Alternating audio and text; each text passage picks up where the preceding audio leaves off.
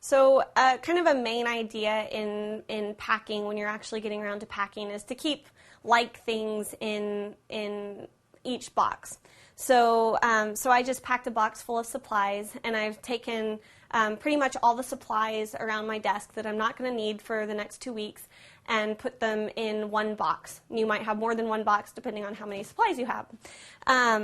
The next thing that as I did my assessment of things that I was not going to be needing in the next couple weeks, I found that I have several file folders from different years. These are my 2004 files, 2005, 2006.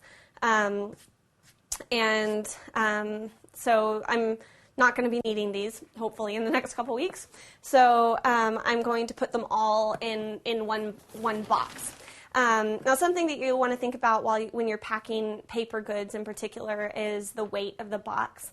So because this is what I have, then those aren't going to be too heavy if I put them all in one box. But if you have, folders and folders and folders of files, then obviously you're going to want to put them in several different boxes. So this is the box that I have. And I'm just going to set them in there.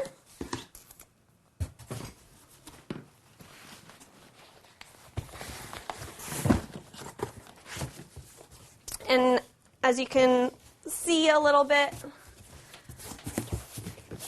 there's a little bit of space left on the ends there, which I don't necessarily need to fill up, but another good reason just to leave boxes open.